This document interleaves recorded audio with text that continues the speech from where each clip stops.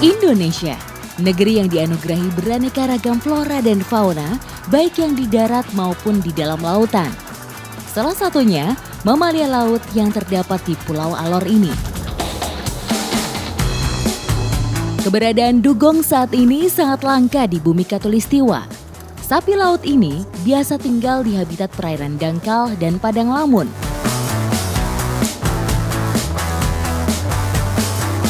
Jadi memang mawar ini berbeda sama duyung yang lain. Kalau kata Om ada 2 duyung lagi, ada anaknya dan juga ada 1 betinanya ya Om? Ya. Yang sudah mengenal Bapak One dan juga mempunyai kontak batin.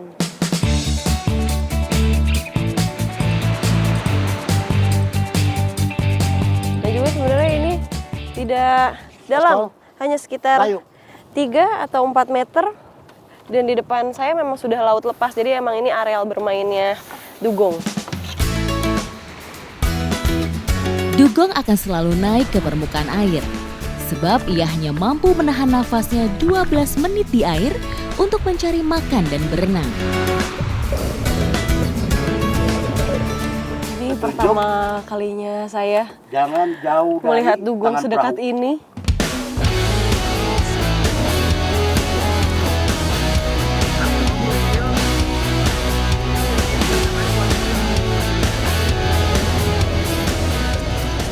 Kalau misalnya kita mau lihat dugong, ini tidak boleh berinteraksi secara langsung. Berwisata tapi harus tanggung jawab. Penyebab utama populasi dugong berkurang adalah banyaknya perburuan untuk mengambil air matanya. Padahal cairan tersebut hanyalah lendir pelembab mata dugong saat ia tidak berada di dalam air. Dugong ini memang perilakunya semakin berubah, semakin ada orang yang datang dia semakin nyamperin, segitu deketnya dengan orang. Padahal itu takutnya merusak alamiahnya dia ya Om ya.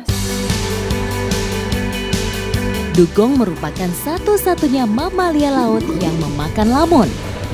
Ia juga menjadi penyeimbang bagi ekosistem padang lamun.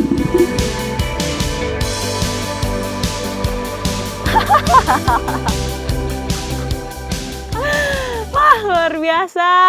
Pengalaman baru lagi nih saya dapetin. Pertama kalinya saya melihat dugong secara langsung seperti ini. Dan juga kalau tadi saya lihat mawar ini ukurannya cukup besar. Panjangnya itu sekitar 2 meter lebih. Dan juga dia punya hidung yang lebih besar dibandingkan matanya. Matanya kecil saja ya. Mana lagi? Ini dia sudah. Oh, dia pergi lagi? Nanti dia balik lagi ke sini. Wow.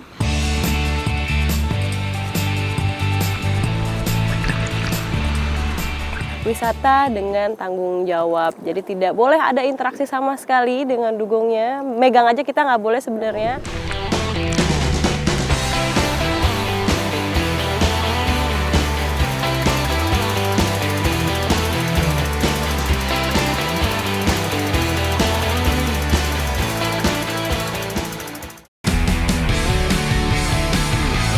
Terdapat 2 jenis gajah di dunia, yaitu gajah Afrika dan gajah Asia. Hewan herbivora ini dapat ditemui hampir di semua habitat, seperti area padang savana, hutan, gunung, hingga rawa-rawa.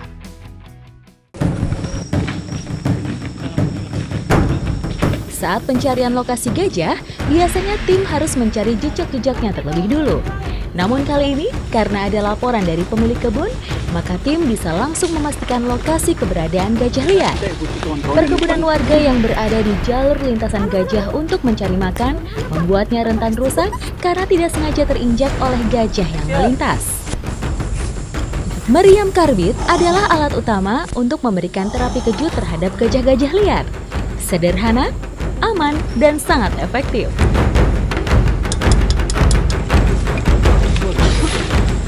Gajah liarnya ada 2. Ini sekarang kita lagi mau coba ngusir gajahnya dengan meriam karbit supaya dia kembali lagi ke habitatnya. Nah, ini alatnya.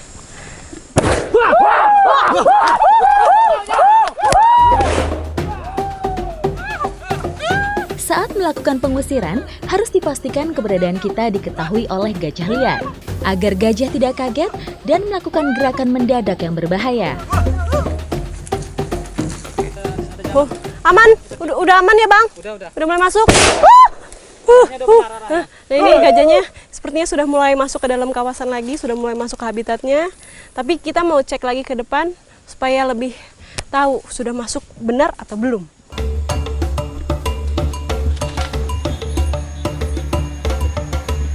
Dibutuhkan sikap bijak ketika hidup berdampingan dengan satwa-satwa liar seperti gajah. Karena keseimbangan alam akan terganggu jika salah satu penghuninya punah.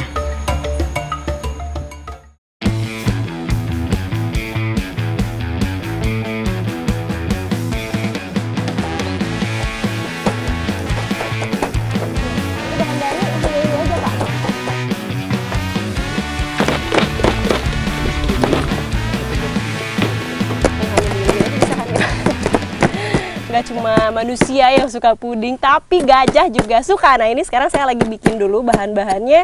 Ya karena porsi gajah cukup besar, bahan-bahannya juga otomatis besar juga, banyak. Puding gajah merupakan makanan pendamping supaya kesehatan gajah tetap terjaga, khususnya yang berhubungan dengan metabolisme pencernaan.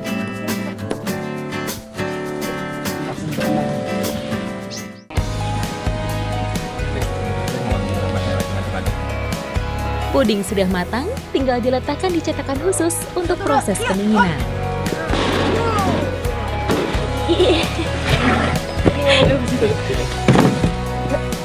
Aduh, ini nggak cuma gajahnya yang berat, makanannya pun juga berat. Keras ya.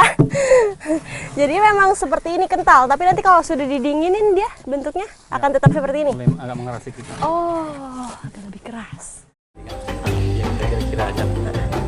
Berarti ini nggak dikasihnya tiap hari ya? Tinggi-tinggi. Bukan makanan pokok. Ini. Tinggi-tinggi, Lisa.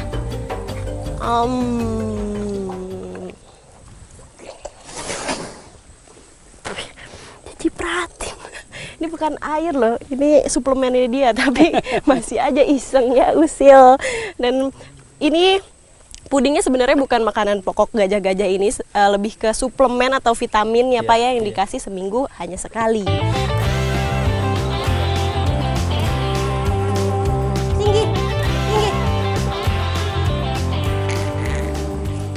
Nih cara untuk kasih suplemennya atau pudingnya biasanya harus dibundir-bunderin dulu seperti ini, tergantung ukuran ya. Kalau gajahnya besar, digulungnya pun besar, dan kalau si Bani ini yang kecil hanya ukurannya segini. Iya minta lagi.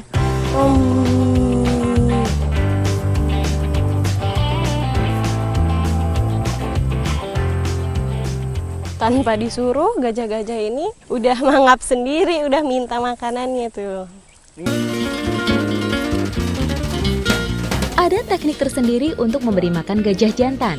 Gajah jantan tidak suka jika ada yang berdiri tepat di depannya, karena dianggap sebagai musuh yang akan melukai. Sehingga untuk keamanan, penanganan gajah jantan dilakukan dari samping. Ini siapa ini? Oh ini Lisa. Ini Lisa, ini perbedaannya antara yang jantan ini namanya Rahman dan ini Lisa. Kelihatan banget dari gadingnya. Kalau betina itu dia gadingnya ada, cuma dia kecil banget di dalam sininya nih. Tapi kalau misalnya Rahman yang jantan, dia gadingnya lebih besar dan lebih panjang. Tuh lihat. Oh balik badan.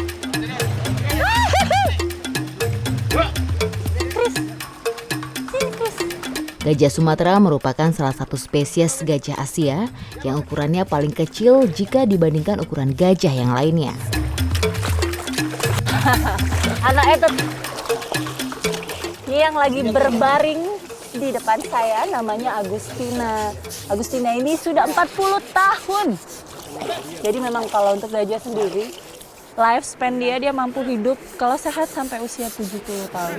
Nah ini anaknya nih, si Chris ini anaknya yang baru usia 7 bulan.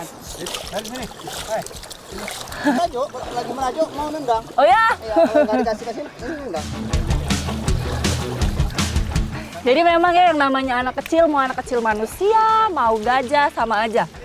Kalau nggak dikasih keinginannya ngambek. Nah ini dari tadi ngorek-ngorek tasnya Bang Budi karena di situ ada pisang.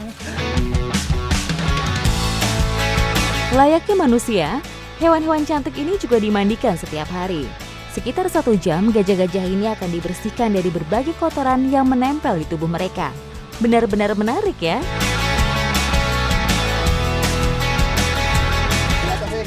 Oke, nah sudah selesai mandi, semuanya sudah pada cantik, wangi. Oh, nih kita mau ke atas untuk grooming bayi-bayinya.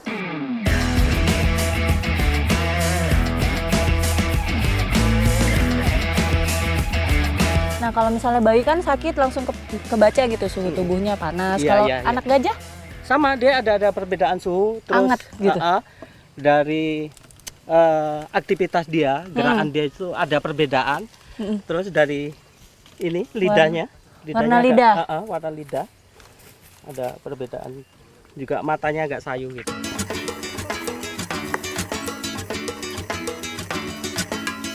Walaupun memiliki telinga yang besar, namun pendengaran gajah tidaklah bagus. pegang. Ia lebih mengandalkan indera penciumannya, yaitu belalai.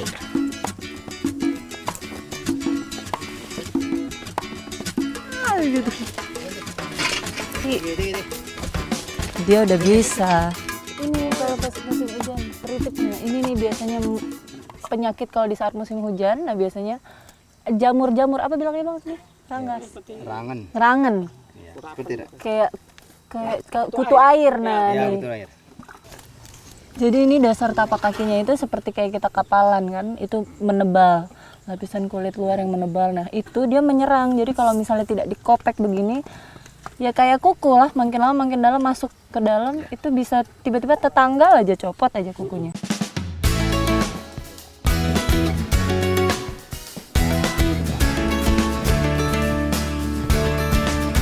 Biasanya hewan yang dikandangkan akan memiliki tingkat emosi yang sangat tinggi. Maka dari itu, di Tangkahan, gajah-gajah setiap hari akan dikeluarkan dari kandangnya untuk memilih makannya sendiri di alam. Ini adalah salah satu upaya agar hewan ini tidak stres.